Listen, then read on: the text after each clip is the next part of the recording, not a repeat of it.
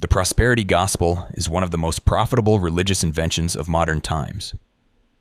It teaches that faith can bring wealth, that prayers can unlock luxury, and that donating to the right preacher can result in financial miracles. On the surface, it looks like a message of hope, but when examined closely, it turns out to be a clever system of exploitation, designed not to uplift the poor, but to enrich those at the top. At its core, it is less about spirituality and more about a transaction where the congregation gives money while the leaders promise blessings in return. The problem is that this transaction is never real.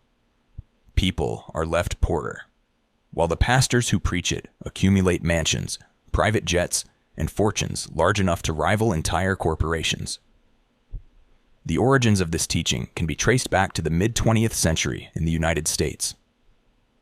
After World War II, America entered an era of consumer optimism.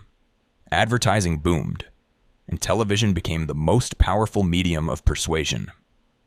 Religious entrepreneurs saw an opportunity.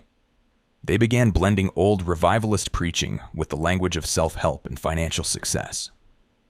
Figures like Oral Roberts popularized the concept of seed faith, telling followers that every dollar given to the church was a seed that God would multiply and return many times over. This fit perfectly into a culture obsessed with material growth. By the 1980s, televangelists had turned it into an empire, and today it has spread far beyond America, becoming especially powerful in countries struggling with poverty.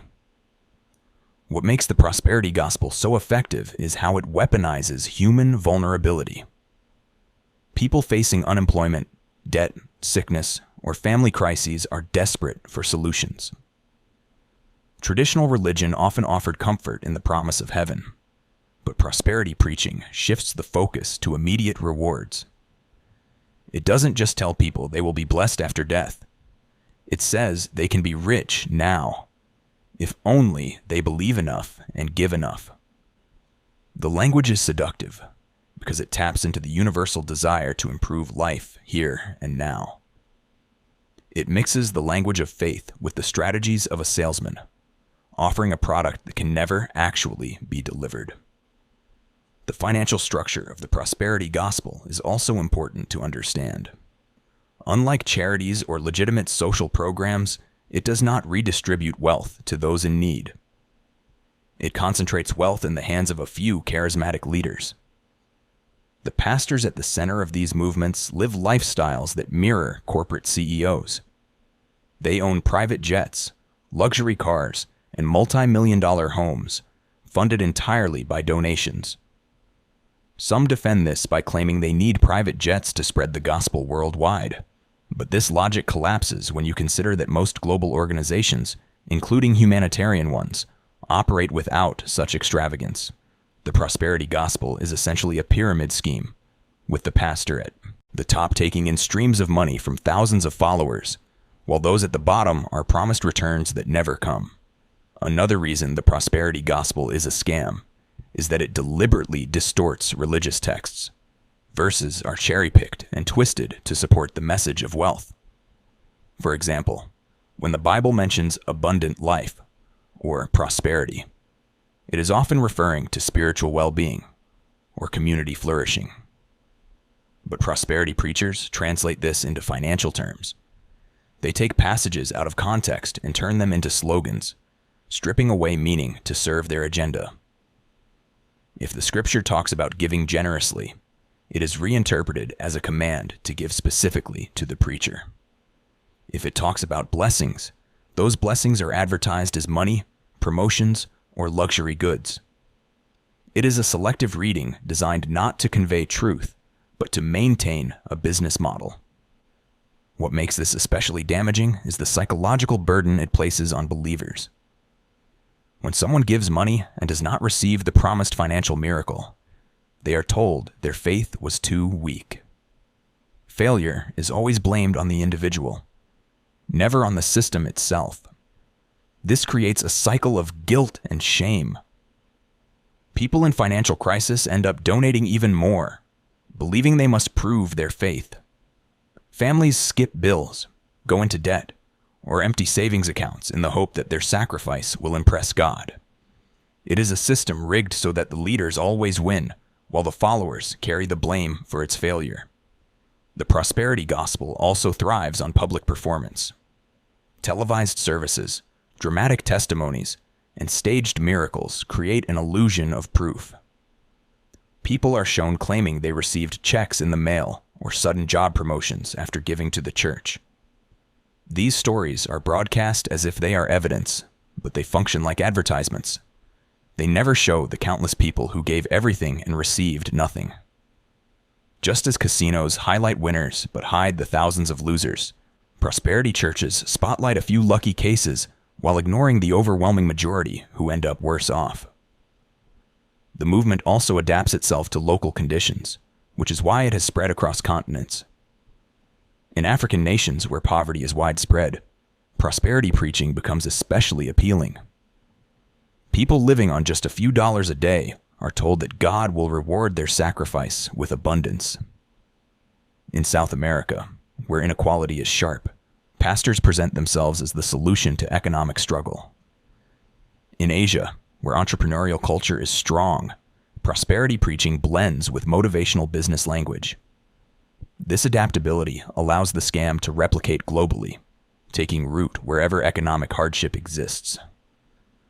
One of the most disturbing aspects of the prosperity gospel is how it shifts responsibility for social problems.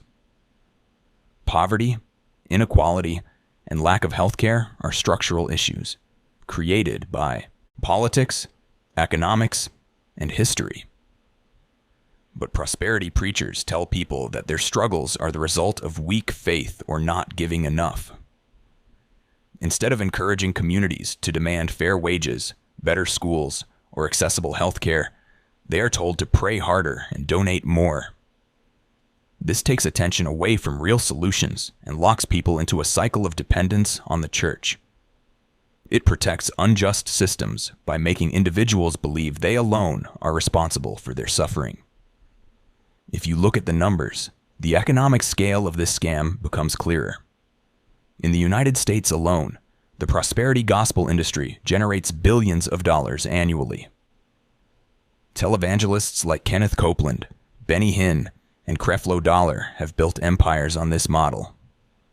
Copeland himself is estimated to be worth hundreds of millions, owning multiple aircraft and sprawling estates. Meanwhile, many of his followers live paycheck to paycheck, still hoping for the financial breakthrough that never arrives. The contrast between preacher and follower could not be starker. It is a system that relies on extracting wealth from the poor to enrich the already powerful. The prosperity gospel also aligns itself with consumer culture. It encourages people to view religion as a kind of marketplace, where blessings can be bought if you pay the right price. It normalizes the idea that God operates like a vending machine, delivering rewards in exchange for money. This corrodes the very idea of community, because instead of helping one another, people are taught to compete for divine favor. Each donation becomes an investment not in collective good, but in personal wealth. The church becomes less like a place of moral teaching and more like a financial lottery, where everyone buys tickets, but only the preacher ever wins. Psychologists who study this phenomenon point out that it functions much like gambling addiction. People keep giving because they are always told the next gift might be the one that triggers the miracle. Just like a gambler waiting for the jackpot, the believer continues to donate, driven by the belief that their breakthrough is near. This endless anticipation keeps the money flowing into the system. It also traps people emotionally, because stopping donations would feel like giving up on hope altogether. By attaching faith to money, the prosperity gospel makes people afraid of quitting, even when they see no results. The prosperity gospel also thrives because it exploits the language of positivity. It borrows heavily from motivational speaking, promising that thoughts shape reality. Followers are told to speak abundance into existence, as if repeating affirmations can override economic systems. This merges religion with a crude form of pop psychology, encouraging magical thinking instead of practical solutions. Positive thinking in itself is harmless, but when paired with demands for money, it becomes manipulative. It convinces people that the only obstacle between them and wealth is their willingness to give. This transforms optimism into a tool of control. There is also a deep irony in how prosperity preachers present themselves. They often appear on stage wearing luxury suits, designer watches, and expensive jewelry. They stand as living examples of the wealth they promise to their followers. But what goes unspoken is that their wealth comes directly from those same followers. It is a circular demonstration. The pastor flaunts wealth to prove the doctrine works, but the wealth exists only because people are convinced by the performance. In other words, the preacher is both the salesman and the product. This system also manipulates social status. In many communities, giving to the church is not only a private act, but a public performance. Congregants are encouraged to display generosity openly, sometimes being called to the front of the stage during services. Those who give more are praised as examples of faith. This creates peer pressure, where refusing to give or giving too little brings shame. In some churches, special seating or privileges are given to top donors, turning the congregation into a hierarchy based not on moral character, but on financial contribution. In this way, religion becomes indistinguishable from a business that rewards its most profitable clients. The prosperity gospel also has political consequences. Many of its leaders align themselves with political figures, offering endorsements in exchange for influence and protection. By delivering entire congregations of voters, these pastors secure political favor, ensuring that their wealth and tax exemptions remain untouched. In return, politicians gain access to a loyal voting bloc. This creates a dangerous cycle where religion, money, and politics reinforce each other, leaving ordinary people even less able to challenge the system. It is not just a spiritual scam, but a political strategy that maintains inequality. Beyond money, the prosperity gospel also promises physical healing. Followers are told that illnesses can be cured by faith and donations. This is one of the cruelest aspects of the movement. Sick people, often with limited access to medical care, are persuaded to give their money to the church instead of spending it on treatment. When healing does not occur, they are blamed for lacking faith. Some even stop taking medicine or refuse medical advice, believing that their donations will produce miracles. This has led to unnecessary deaths, worsened illnesses, and families devastated not only by disease, but by financial loss. Another layer to the scam is its ability to constantly reinvent itself. When one preacher is exposed in scandal, another rises to take their place. The message is always repackaged in new language, new slogans, and new books. Sometimes it is dressed up in modern marketing techniques, other times in pseudoscientific jargon about energy and attraction. The core promise, however, never changes. Give money, receive blessings. This adaptability is what allows the scam to survive generation after generation. It evolves like a virus, always finding new hosts. To understand why the prosperity gospel resonates so strongly, we need to look at the psychology of hope. Human beings are wired to seek patterns and meaning. When life is uncertain, hope becomes a survival tool. The prosperity gospel exploits this by offering a structured system where every action has a promised outcome. Give money, get blessed, speak words, receive results. The simplicity of the formula is comforting compared to the complexity of real life. But the simplicity is an illusion, one that keeps people from facing the harder truths about economics, health, and social injustice. There is also a cultural dimension. In countries shaped by capitalism, wealth is often seen as proof of virtue. The rich are admired not just for their possessions, but for what their wealth seems to signify: intelligence, discipline, even divine favor. The prosperity gospel simply baptizes this cultural value, claiming that God himself validates wealth as a sign of faith. This gives religious cover to inequality, making the poor feel responsible for their own suffering, while the rich are celebrated as models of belief.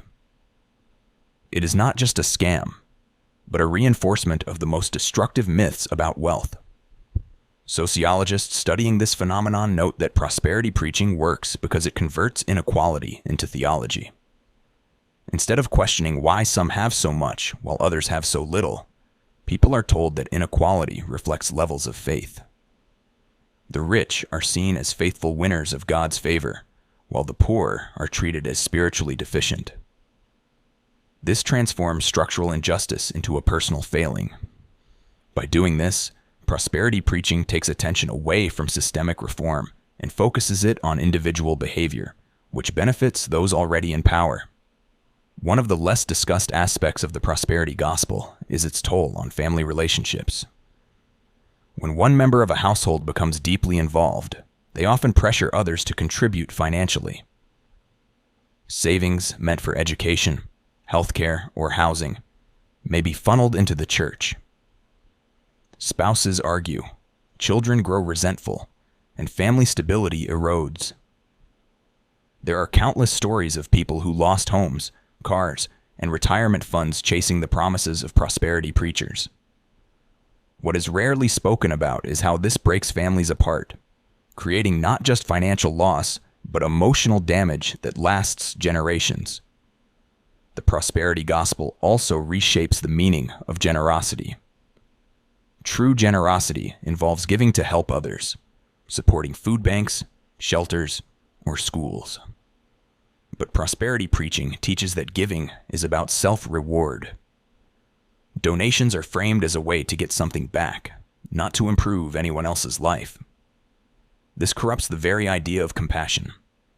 People give not to help the poor or the sick, but to secure their own prosperity. In the process, actual charitable causes are neglected because the focus is on feeding a religious system that promises selfish returns.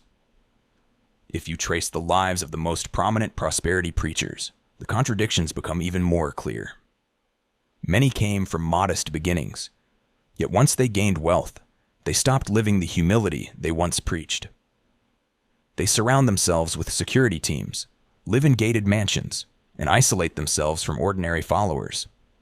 Some demand that their congregants not approach them in public, treating themselves as celebrities rather than spiritual leaders. Their lives are carefully curated displays of luxury, designed to keep the illusion alive. It becomes obvious that their true devotion is not to faith, but to the maintenance of their personal empires. What is striking is how resilient this scam is, even when exposed.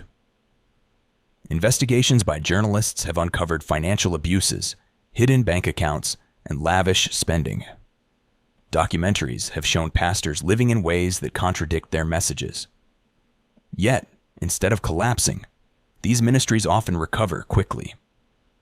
Some even grow larger after scandals, because followers are told that the exposure was an attack by outsiders who want to stop the blessings of God. In this way, criticism becomes part of the system itself, reinforcing the loyalty of believers. The role of media is central here. Prosperity preachers are skilled entertainers. Their services are staged with dramatic lighting, music, and choreographed enthusiasm. Cameras zoom in on tearful faces, uplifting songs swell in the background, and testimonies are delivered with the pacing of a scripted performance. These broadcasts are not just religious gatherings, but theatrical productions designed to stir emotions and encourage giving. They understand that emotion loosens wallets, so every element of the service is engineered to maximize financial return. Another often overlooked factor is the tax system. In many countries, especially the United States, religious organizations enjoy exemptions that shield them from financial scrutiny. Donations are tax-free, and churches are not required to disclose their earnings. This allows prosperity preachers to operate with little accountability, accumulating vast fortunes while avoiding the regulations that businesses face. It creates a perfect environment for financial abuse, where wealth can be hidden under the banner of religion without consequence. The global reach of the prosperity gospel also reflects economic inequality on a larger scale. In countries devastated by colonial exploitation or modern corruption, people often see religion as the only pathway to advancement. When preachers arrive promising wealth, they fill a void left by failed governments and unjust economies. But instead of solving the problem, they deepen it by draining resources from the very people who can least afford it. The prosperity gospel thrives where hope is scarce, which makes it one of the most predatory forms of religion. One of the most telling signs of the prosperity gospel's fraudulent nature is how its leaders treat failure.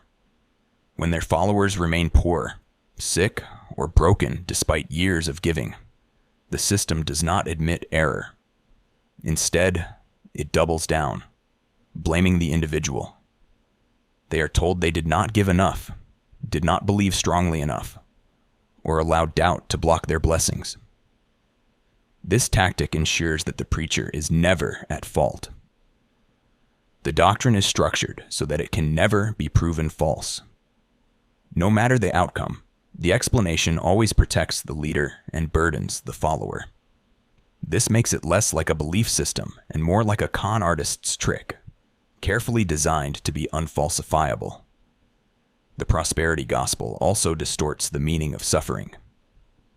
In traditional religion, suffering was often framed as a test of faith or a path to spiritual growth. While that view itself carries its own problems, prosperity preachers reject even that interpretation. Instead, they claim that suffering signals a lack of faith. If you are poor, it is because you failed to claim your blessing.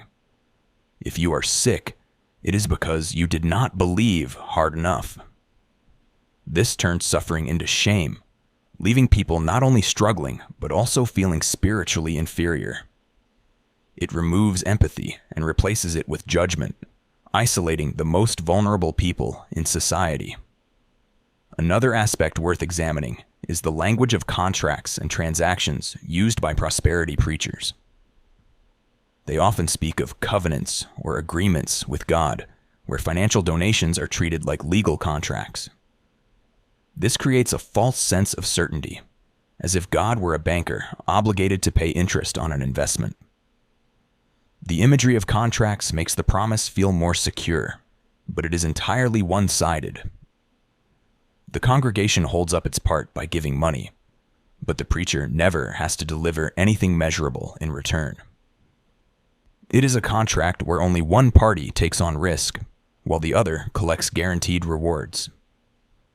We also need to look at how the prosperity gospel intersects with consumer advertising. Many preachers publish endless streams of books, DVDs, and online courses, all selling variations of the same message. They operate like lifestyle brands, with carefully managed logos, slogans, and marketing campaigns. The religious service becomes just one part of a much larger sales funnel, designed to maximize revenue streams. Some ministries have in-house marketing teams that rival major corporations. This shows that at its core, the prosperity gospel is not about faith at all, but about product sales under a religious label. When we compare prosperity preachers to historical religious leaders, the contrast is staggering. Early religious figures often lived modestly, promoting humility, sacrifice, or service. Even when those teachings were problematic, they at least emphasized restraint. Prosperity preachers, on the other hand, flaunt wealth as a sign of divine approval. They turn humility into a liability and greed into a virtue. Their lifestyles are indistinguishable from celebrities, complete with bodyguards, luxury vacations, and designer wardrobes. They have successfully shifted the role of religious leadership from moral guidance to aspirational celebrity culture. This is particularly damaging, because it creates a new kind of idol worship. Instead of focusing on ideas, followers are encouraged to idolize the preacher's lifestyle. The luxury car, the jet, the mansion. These become symbols of faith itself. People stop striving for values like justice, compassion, or community, and instead chase after the hollow image of wealth. It turns religion into consumer fantasy, where worship is less about transformation and more about imitation of the rich. This is not spirituality, but marketing, dressed up in sacred language. The prosperity gospel also thrives on the emotional highs of group gatherings. Services are carefully engineered to stir feelings of euphoria, with music, chanting, and collective energy building to a climax. At the peak of emotion, when critical thinking is weakest, calls for donations are made. This is not accidental.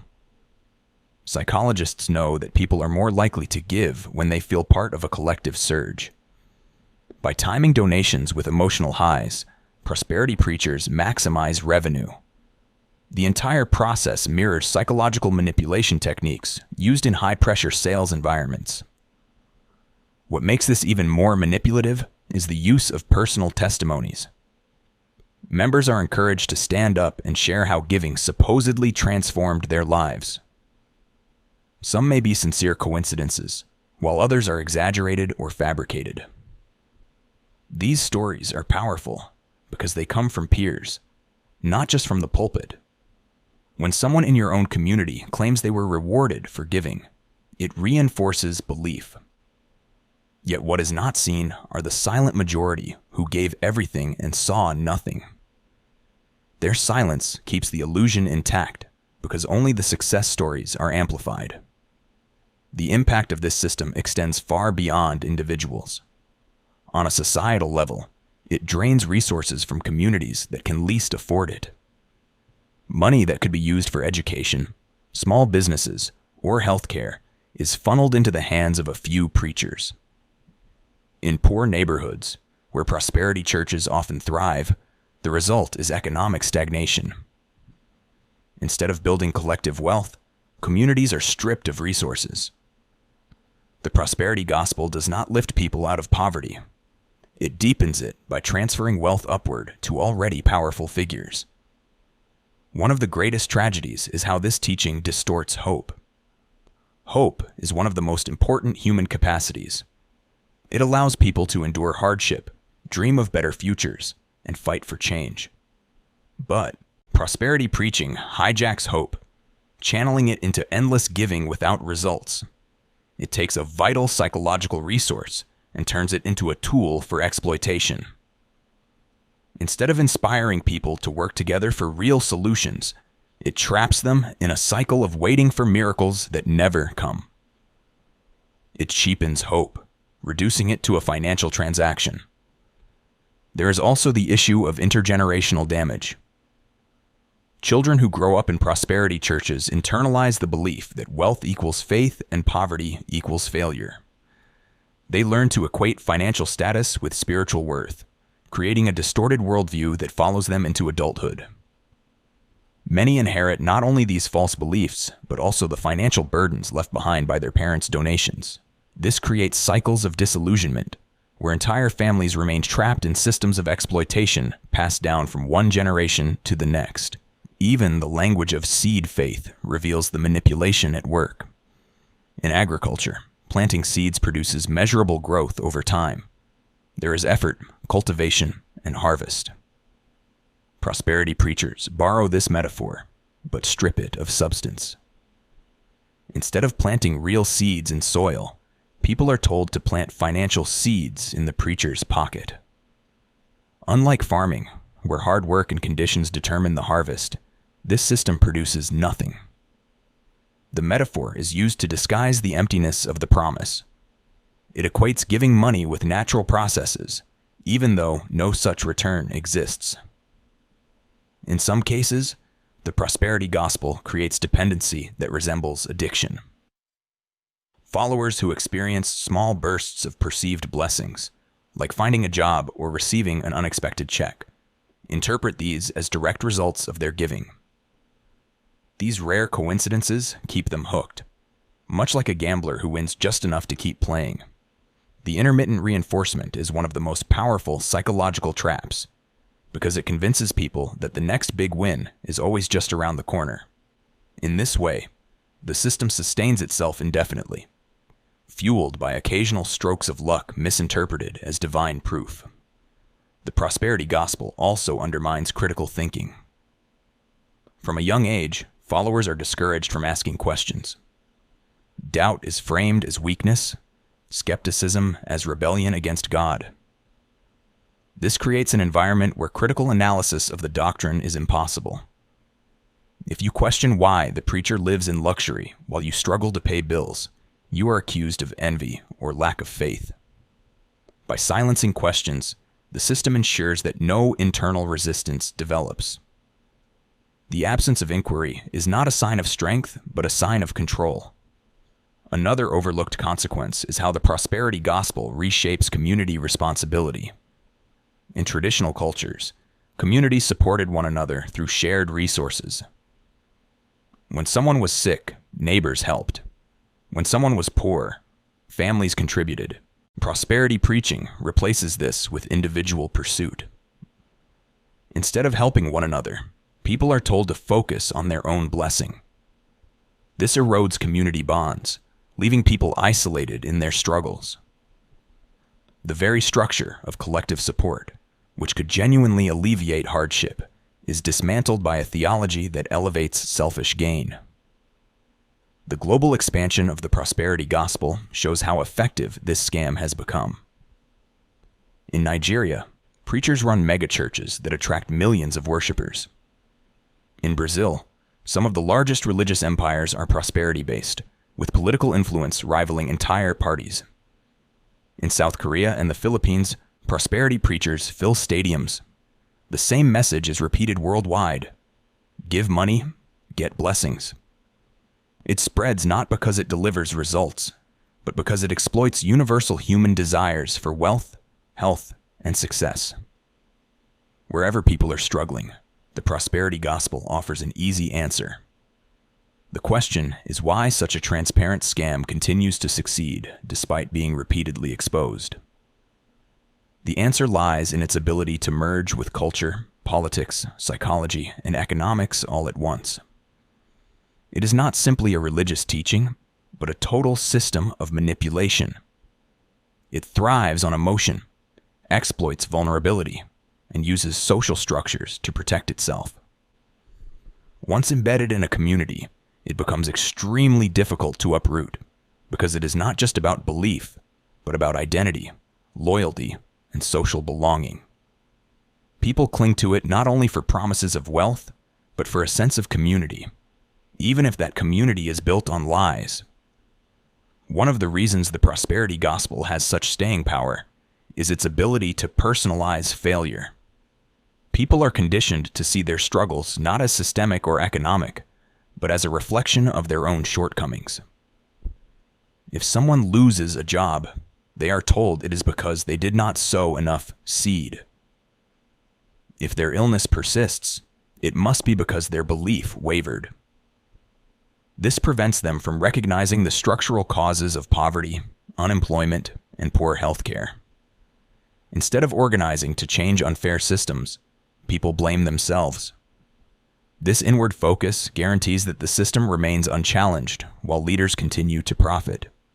This manipulation of guilt and self-blame also creates a culture of silence. Many followers are too ashamed to admit that the prosperity gospel has not worked for them. They continue to show up at services, smile, and pretend they are doing well, even as they sink deeper into debt. Speaking out would mean admitting both financial loss and spiritual failure. As a result, entire congregations may be filled with people silently struggling, yet publicly performing belief. The community reinforces the illusion, making it appear that everyone is thriving when, in reality, most are suffering. The prosperity gospel also feeds off the desire for certainty in an uncertain world. Economic systems are unpredictable. Illnesses strike without warning. and life is filled with setbacks. The promise of guaranteed outcomes is appealing precisely because it reduces that uncertainty. Give money, get blessings. It seems simple and predictable. This desire for certainty is so strong that many people cling to the message even when evidence proves otherwise. They would rather live with a false sense of control than admit to the randomness and unfairness of life. What makes this particularly insidious is how it distorts the concept of risk. In most areas of life, risk comes with some potential of reward based on effort, strategy, or probability. In business, investment, or education, risks can pay off if carefully managed. In the prosperity gospel, however, risk is meaningless because the supposed reward is fabricated. The money given does not circulate in an economy that produces returns. It simply disappears into the preacher's empire. Followers are made to believe they are taking a step of faith, but in reality, they are pouring money into a black hole. The prosperity gospel is also a product of television and mass media, and later, the internet. Televangelists built their empires by learning how to use broadcasting to create parasocial relationships. Viewers at home felt a personal connection with the preacher, as though they were speaking directly to them. The same dynamic has now moved online. Preachers stream live services, solicit donations through apps, and use social media to constantly reinforce their message. The scam has become more efficient with technology, as money can now flow instantly across borders with the click of a button. There is also an important psychological element in how prosperity preachers frame giving as a test of loyalty. Followers are told that their willingness to part with money proves their trust in God. Refusing to give is equated with turning away from divine authority. This places people in a bind. If they hold on to their limited resources, they feel guilty. If they give, they are at least reassured that they are being faithful. In this way, giving is never really voluntary. It is pressured by guilt, fear, and the constant suggestion that loyalty must be proven financially. The system also creates a distorted moral economy. In prosperity churches, morality is not judged by compassion, honesty, or kindness, but by how much someone gives. Donors are elevated, while the poor are sidelined.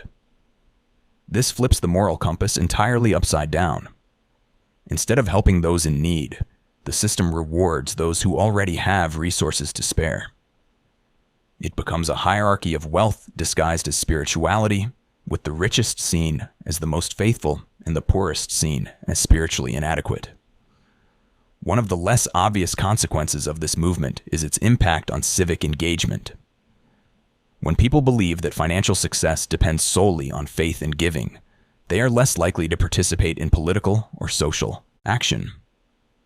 They may withdraw from activism, believing that lobbying for better wages, healthcare, or housing is unnecessary if blessings can simply be prayed into existence. This leaves the broader society weaker, because energy that could fuel reform movements is siphoned into church donations. In this way, the prosperity gospel not only harms individuals, but also undermines democratic and social progress. The prosperity gospel also blurs the line between religion and business. Many preachers openly run their churches as corporations, with boards, branding, and merchandise.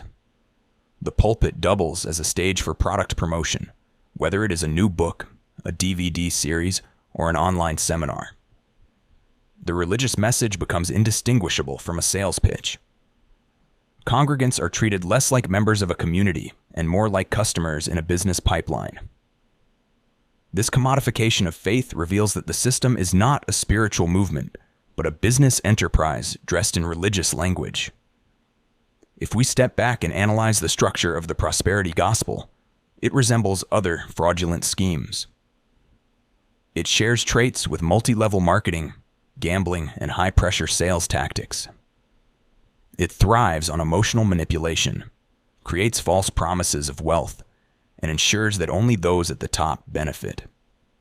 In fact, prosperity preachers often use similar language to motivational speakers who sell overpriced seminars. Both appeal to people's desire for transformation, but deliver nothing beyond words and illusions. What sets the prosperity gospel apart is its ability to cloak these tactics in sacred authority, making it harder for people to question. Even more concerning is the way prosperity preaching intersects with nationalism. In many countries, prosperity preachers align their message with patriotic themes, suggesting that their nation has divine favor. They claim that personal wealth and national strength are linked, reinforcing a narrative that prosperity is both an individual and collective destiny. This fusion of religion, money, and nationalism makes the message even more powerful because it ties personal faith to national identity. Criticizing the system then feels not only like spiritual doubt, but also like betrayal of one's country. There are also gendered aspects to the scam.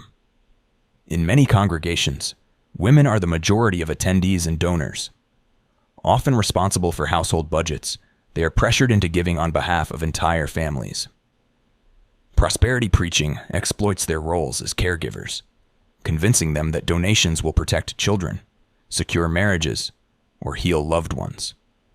This places immense pressure on women, who may feel guilty if their families continue to struggle. It also means that the financial burdens of the scam often fall hardest on those already carrying the weight of care and responsibility. The prosperity gospel also undermines the value of real work. It teaches that wealth comes not from effort, skill, or education, but from faith and giving. This discourages practical steps like pursuing training, improving skills, or organizing for better labor rights. Instead of empowering people to build lives through tangible actions, it conditions them to wait for miracles. This passivity benefits the preacher, who receives donations, but it robs individuals of the drive to pursue achievable paths to improvement. It replaces practical hope with empty promises. What makes the prosperity gospel even more manipulative is how it handles rare cases of success. Occasionally, someone who gives money may experience financial improvement through unrelated causes, like a new job opportunity or inheritance. These outliers are showcased endlessly as proof of the system. They are paraded as testimonies, while the countless failures remain invisible. This selective storytelling mirrors the way lotteries highlight winners while hiding millions of losers. It sustains belief by exaggerating rare coincidences, making them appear as common outcomes. The prosperity gospel also distorts the concept of sacrifice. Traditionally, sacrifice was about giving up something for the benefit of others, or for a higher moral cause. Here, sacrifice is turned inward. It is about giving up resources for the promise of personal gain. This reversal strips sacrifice of its ethical meaning, turning it into a selfish investment. The preacher benefits materially, while the follower clings to the hope of reward. The noble language of sacrifice is used to disguise what is essentially exploitation. Another damaging element is how prosperity preaching treats doubt. In healthy systems of thought, questioning is a path to growth and understanding. But in prosperity churches, doubt is demonized. Questioning the preacher or the doctrine is equated with spiritual rebellion. This makes followers easy to control, because their ability to analyze or challenge is shut down. By portraying doubt as sin, the system closes off the very tools that could expose it as fraudulent. It is not just a financial scam, but an intellectual prison. The prosperity gospel also creates an unhealthy relationship between faith and money. When belief is constantly tied to financial giving, spirituality is reduced to economics. Worship becomes indistinguishable from payment. Every prayer, every act of devotion, is measured in dollars. This corrodes the idea of sincerity, because people are no longer praying out of conviction, but out of the hope of receiving material returns.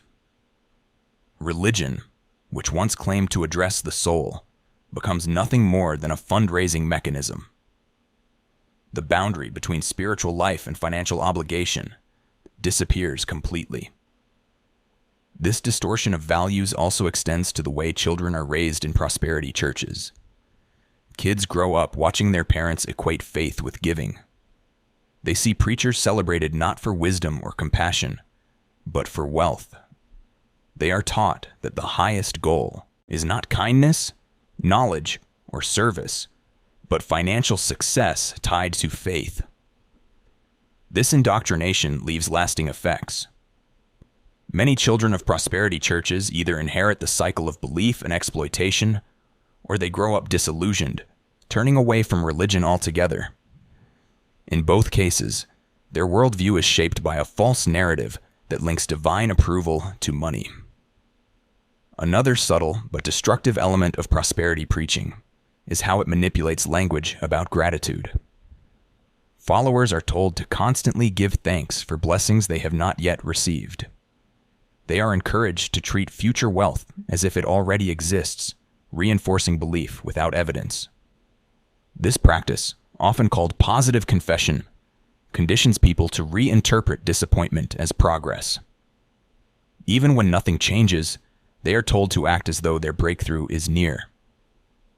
This constant performance of gratitude prevents them from acknowledging reality, locking them deeper into the system.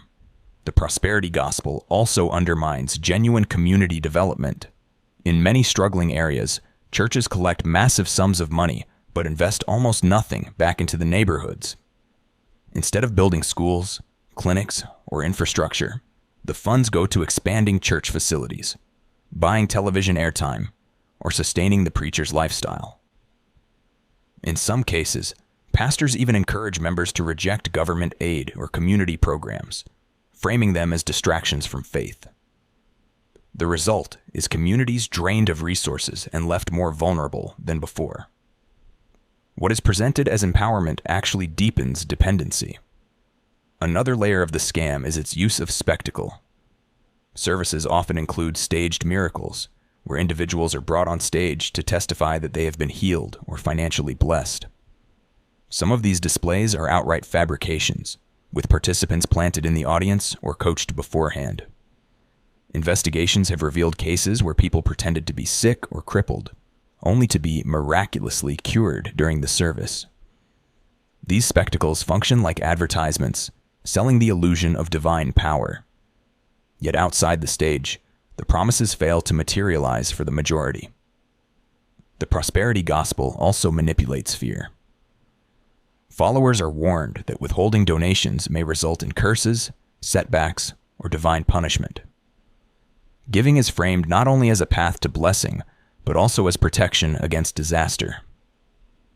This turns donations into a form of spiritual insurance, where people pay to avoid bad luck. It is an old technique in new packaging, not unlike superstitions that require offerings to appease spirits. By combining hope with fear, prosperity preachers ensure a steady flow of money because people are motivated not only by desire, but by anxiety about what might happen if they stop giving. This system also thrives on the inequality between leader and follower. The preacher presents themselves as uniquely chosen, possessing insight and authority that others cannot question. They cultivate an aura of spiritual superiority, making themselves the essential mediator between God and the people. This hierarchy ensures dependence. Followers are not encouraged to think for themselves or build independent spiritual lives. They are told that blessings flow through the preacher, making the leader indispensable. This dynamic keeps power concentrated and prevents any challenge to authority. The prosperity gospel also distorts charity. When true charitable organizations raise funds, they publish reports, provide transparency, and show where money goes. Donors can see schools built, wells dug, or medicines distributed. Prosperity preachers, however, provide no such accountability. The money vanishes into private accounts or luxury purchases. Instead of transparency, they rely on vague claims about spreading the gospel or building God's kingdom. In reality, very little of the money benefits anyone beyond the preacher's inner circle. The lack of accountability is one of the clearest signs that this is not a spiritual movement, but a business exploiting trust. Another important observation is how prosperity preaching interacts with modern consumer culture. It turns religion into a lifestyle brand, complete with merchandise, conferences, and paid events. Followers are encouraged to purchase not just spiritual books, but also branded clothing, DVDs, and exclusive memberships. The line between faith and consumer identity blurs, as belonging to the movement becomes another form of shopping. This reflects a broader cultural trend where everything, even belief, is commodified. The prosperity gospel fits perfectly into this landscape, offering a religious version of consumer loyalty programs. We should also consider the environmental cost of this movement. Many prosperity preachers own multiple mansions, private jets, and fleets of luxury cars. These are not only symbols of greed, but also contributors to waste and ecological harm. The irony is striking. A movement that claims to care for people's well-being actively promotes lifestyles that strain the planet's resources. While followers are asked to sacrifice daily necessities, leaders indulge in consumption at levels that harm both local communities and global sustainability.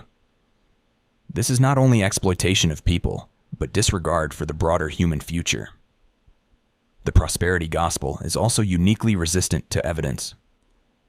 In science, when a claim is disproven, theories are revised. In business, when investments fail, models are adjusted. In the prosperity gospel, however, failure is never acknowledged.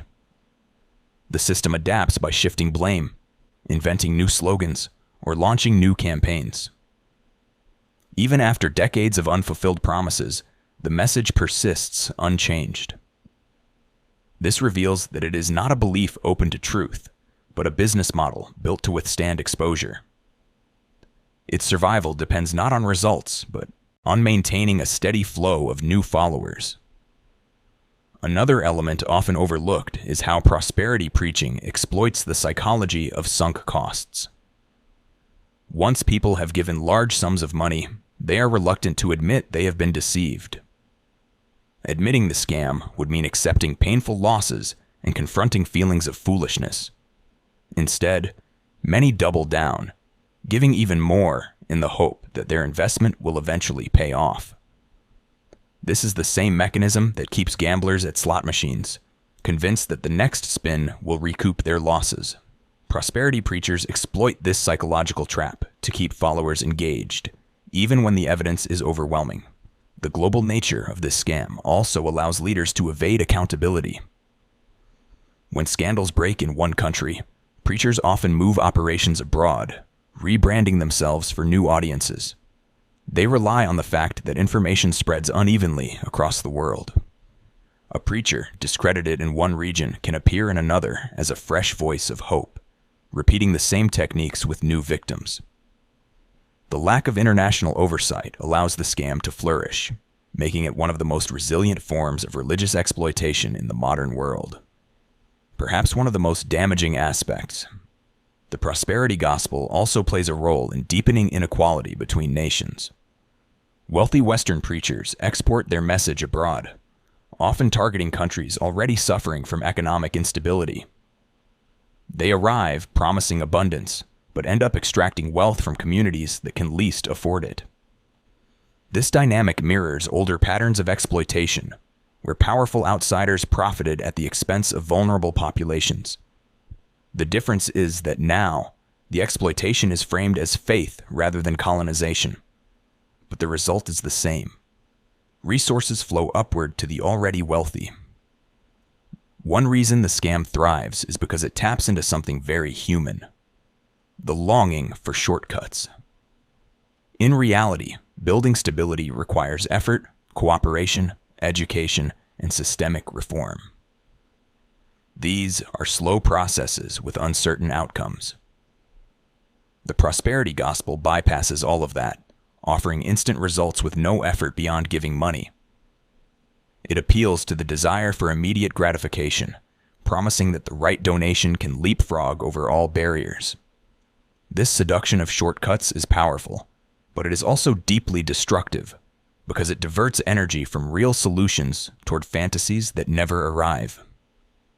We also have to consider how prosperity preachers use manipulation of time.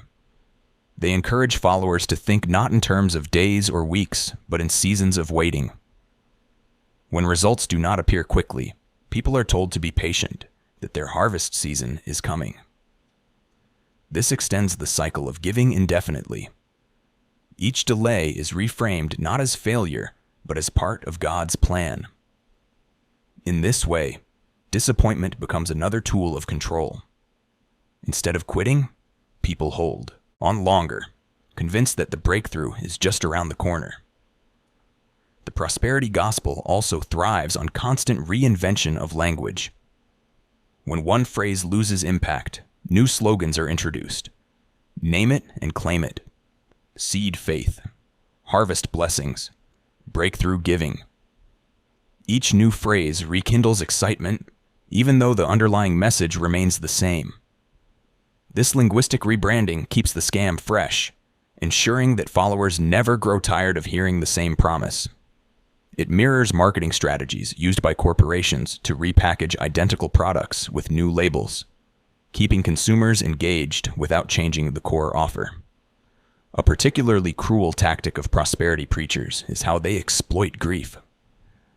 People who have lost loved ones are often told that giving money will secure peace, healing, or even protection for surviving family members. In moments of profound vulnerability, individuals are pressured into parting with what little they have. Instead of offering comfort, the church uses grief as a sales opportunity. It is difficult to think of a clearer example of exploitation. Taking advantage of people when they are least able to think critically and most desperate for relief. There is also the issue of scale. Some of the largest prosperity churches seat tens of thousands of people. Services are run like mega events, complete with professional lighting, sound systems, and merchandising booths. The sheer size creates an atmosphere of legitimacy. People assume that something attracting so many must be true. This herd effect suppresses skepticism, because no one wants to feel like the only doubter in a crowd of thousands. The size of the gathering itself becomes evidence in the minds of followers, when in reality, it is simply evidence of effective marketing. The prosperity gospel also relies heavily on selective visibility. Preachers highlight the material blessings of their own lives as proof of the doctrine, but they never showcase the poverty of their followers. Cameras never turn to the single mother struggling after emptying her savings or the family that lost their home while waiting for a miracle. The narrative is carefully curated to avoid showing the damage. By controlling visibility, prosperity preachers create an alternate reality, one where only success stories exist and failure is erased. In some cases, the prosperity gospel also fosters hostility toward outsiders. Followers are told that critics are enemies of faith, jealous of blessings, or tools of dark forces. This isolates believers from outside perspectives, strengthening loyalty to the preacher. It creates an us versus them mentality, where anyone raising valid concerns is dismissed as an enemy. This hostility makes it even harder for family or friends to intervene when someone is caught in the system. The scam survives because it builds walls of suspicion around its victims. Another overlooked factor is how prosperity preaching interacts with debt culture. In many countries, people already live under the burden of loans, credit cards, and financial instability. Prosperity preachers exploit this environment, encouraging followers to give even when it means going deeper into debt. They justify this by claiming that bold sacrifices prove stronger faith. The result is devastating. People borrow money, max out credit, or mortgage property in hopes of blessings that never come. The prosperity gospel does not just drain savings. It accelerates debt cycles that trap families for decades. What makes the prosperity gospel especially damaging is that it discredits the very idea of faith for many. When people finally realize they have been scammed, they often lose trust not only in the preacher, but in any form of spirituality. The betrayal is so profound that it leaves deep scars. What began as hope ends in bitterness. This erosion of trust extends beyond religion, sometimes making people cynical about all institutions. The damage is not only financial, but psychological, leaving people disillusioned and distrustful of any collective promise. It is also worth noting the psychological toll of living in constant anticipation. Believers are taught to expect breakthroughs, financial miracles, or healing at any moment. Living in this state of suspended hope creates anxiety because the promised events never arrive. People are stuck between expectation and disappointment, always waiting, never arriving. This constant tension drains emotional energy, leaving followers exhausted yet still compelled to give. It is not just a scam of money, but of mental health, stealing peace of mind from those who can least afford it. The prosperity gospel also corrupts the idea of leadership. Instead of leaders being accountable servants, they become untouchable monarchs within their churches. They are treated as above reproach, beyond criticism, and entitled to wealth. This sets a dangerous precedent.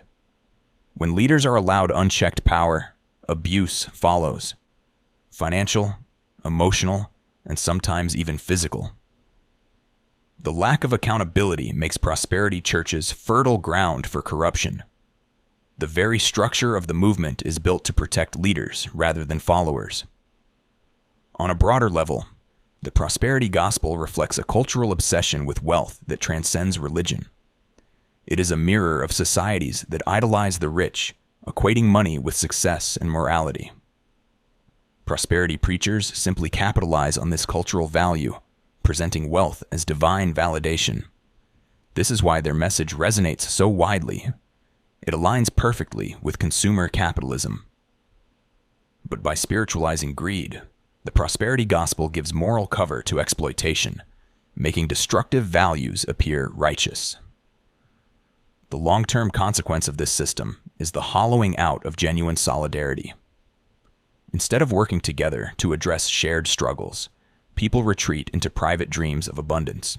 Communities fractured by poverty become even weaker because resources are drained into religious empires that give nothing back. The scam succeeds not only by taking money, but by dismantling the possibility of collective action. It leaves individuals isolated, ashamed, and dependent, while leaders flourish. At its heart, the prosperity gospel is a scam because it makes promises it cannot deliver, while ensuring accountability never falls on those who profit. It thrives on selective storytelling, emotional manipulation, and economic exploitation. It preys on the vulnerable, turning faith into currency and hope into a commodity. It presents wealth as proof of virtue and poverty as proof of failure, twisting values in ways that deepen inequality and suffering. The question is not whether the prosperity gospel benefits anyone. It clearly benefits the preachers. The real question is why so many continue to fall for it. The answer lies in the universal human desire for hope, for control in an uncertain world, for shortcuts in the face of struggle. The prosperity gospel exploits these desires ruthlessly, transforming them into streams of income for a few while leaving millions poorer, sicker, and more disillusioned. Exposing it is not about mocking those who believe, but about recognizing the structures that exploit belief. It is about showing that wealth is not proof of virtue, that suffering is not evidence of spiritual failure, and that real solutions come not from endless donations, but from collective action, education, and systems built on fairness. The prosperity gospel thrives on illusions, but illusions collapse when enough people begin to see clearly. Of the prosperity gospel is how it redefines the concept of justice. Instead of justice being about fairness, equity, or protection of the vulnerable, It is reframed as personal blessing. Justice is no longer about communities demanding their rights, but about individuals waiting for divine payback. This weakens the social fabric because people stop looking outward at collective responsibility and start looking inward at personal gain. It leaves the powerful unchallenged because structural injustice is ignored in favor of private dreams of wealth. The prosperity gospel also plays a role in deepening inequality between nations. Wealthy Western preachers export their message abroad, often targeting countries already suffering from economic instability. They arrive promising abundance, but end up extracting wealth from communities that can least afford it. This dynamic mirrors older patterns of exploitation, where powerful outsiders profited at the expense of vulnerable populations. The difference is that now, the exploitation is framed as faith rather than colonization, but the result is the same. Resources flow upward to the already wealthy. One reason the scam thrives is because it taps into something very human: the longing for shortcuts. In reality, building stability requires effort, cooperation, education, and systemic reform. These are slow processes with uncertain outcomes. The prosperity gospel bypasses all of that, offering instant results with no effort beyond giving money. It appeals to the desire for immediate gratification, promising that the right donation can leapfrog over all barriers. This seduction of shortcuts is powerful, but it is also deeply destructive because it diverts energy from real solutions toward fantasies that never arrive. We also have to consider how prosperity preachers use manipulation of time. They encourage followers to think not in terms of days or weeks, but in seasons of waiting. When results do not appear quickly, people are told to be patient, that their harvest season is coming. This extends the cycle of giving indefinitely. Each delay is reframed not as failure, but as part of God's plan. In this way, disappointment becomes another tool of control. Instead of quitting, people hold on longer, convinced that the breakthrough is just around the corner. The prosperity gospel also thrives on constant reinvention of language. When one phrase loses impact, new slogans are introduced. Name it and claim it. Seed faith. Harvest blessings. Breakthrough giving. Each new phrase rekindles excitement, even though the underlying message remains the same. This linguistic rebranding keeps the scam fresh, ensuring that followers never grow tired of hearing the same promise. It mirrors marketing strategies used by corporations to repackage identical products with new labels, keeping consumers engaged without changing the core offer. A particularly cruel tactic of prosperity preachers is how they exploit grief. People who have lost loved ones are often told that giving money will secure peace, healing, or even protection for surviving family members. In moments of profound vulnerability, individuals are pressured into parting with what little they have. Instead of offering comfort, the church uses grief as a sales opportunity. It is difficult to think of a clearer example of exploitation, taking advantage of people when they are least able to think critically and most desperate for relief. There is also the issue of scale. Some of the largest prosperity churches seat tens of thousands of people. Services are run like mega events, complete with professional lighting, sound systems, and merchandising booths. The sheer size creates an atmosphere of legitimacy. People assume that something attracting so many must be true. This herd effect suppresses skepticism because no one wants to feel like the only doubter in a crowd of thousands.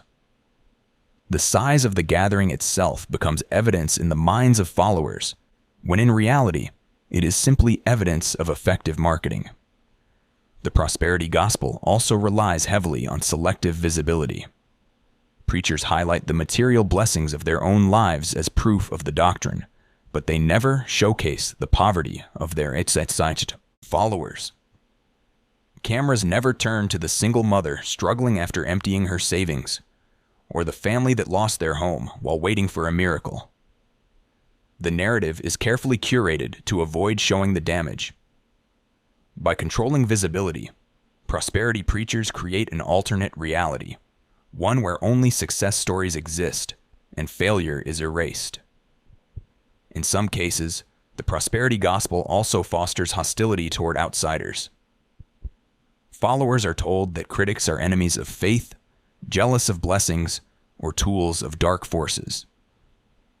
This isolates believers from outside perspectives, strengthening loyalty to the preacher.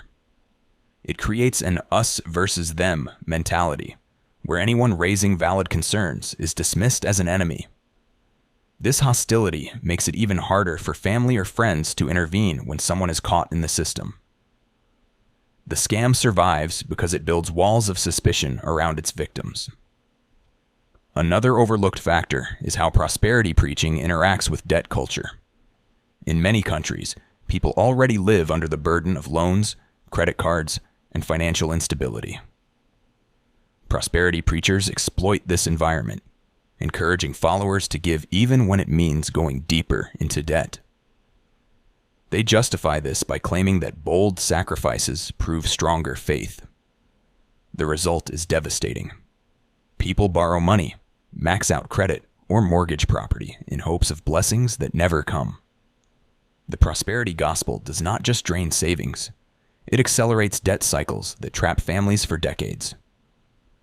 What makes the prosperity gospel especially damaging is that it discredits the very idea of faith for many. When people finally realize they have been scammed, they often lose trust not only in the preacher, but in any form of spirituality. The betrayal is so profound that it leaves deep scars. What began as hope ends in bitterness. This erosion of trust extends beyond religion, sometimes making people cynical about all institutions. The damage is not only financial, but psychological, leaving people disillusioned and distrustful of any collective promise. It is also worth noting the psychological toll of living in constant anticipation. Believers are taught to expect breakthroughs, financial miracles, or healing at any moment. Living in this state of suspended hope creates anxiety because the promised events never arrive. People are stuck between expectation and disappointment, always waiting, never arriving. This constant tension drains emotional energy, leaving followers exhausted yet still compelled to give. It is not just a scam of money, but of mental health, stealing peace of mind from those who can least afford it. The prosperity gospel also corrupts the idea of leadership. Instead of leaders being accountable servants, they become untouchable monarchs within their churches. They are treated as above reproach, beyond criticism, and entitled to wealth. This sets a dangerous precedent. When leaders are allowed unchecked power, abuse follows, financial, emotional, and sometimes even physical. The lack of accountability makes prosperity churches fertile ground for corruption. The very structure of the movement is built to protect leaders rather than followers. On a broader level, the prosperity gospel reflects a cultural obsession with wealth that transcends religion. It is a mirror of societies that idolize the rich, equating money with success and morality. Prosperity preachers simply capitalize on this cultural value, presenting wealth as divine validation. This is why their message resonates so widely. It aligns perfectly with consumer capitalism. But by spiritualizing greed, the prosperity gospel gives moral cover to exploitation, making destructive values appear righteous. The long-term consequence of this system is the hollowing out of genuine solidarity. Instead of working together to address shared struggles, people retreat into private dreams of abundance. Communities fractured by poverty become even weaker because resources are drained into religious empires that give nothing back. The scam succeeds not only by taking money, but by dismantling the possibility of collective action. It leaves individuals isolated, ashamed, and dependent, while leaders flourish. At its heart, The prosperity gospel is a scam because it makes promises it cannot deliver, while ensuring accountability never falls on those who profit. It thrives on selective storytelling, emotional manipulation, and economic exploitation. It preys on the vulnerable, turning faith into currency and hope into a commodity. It presents wealth as proof of virtue and poverty as proof of failure, twisting values in ways that deepen inequality and suffering. The question is not whether the prosperity gospel benefits anyone. It clearly benefits the preachers. The real question is why so many continue to fall for it. The answer lies in the universal human desire for hope, for control in an uncertain world, for shortcuts in the face of struggle. The prosperity gospel exploits these desires ruthlessly, transforming them into streams of income for a few while leaving millions poorer, sicker, and more disillusioned. Exposing it is not about mocking those who believe, but about recognizing the structures that exploit belief.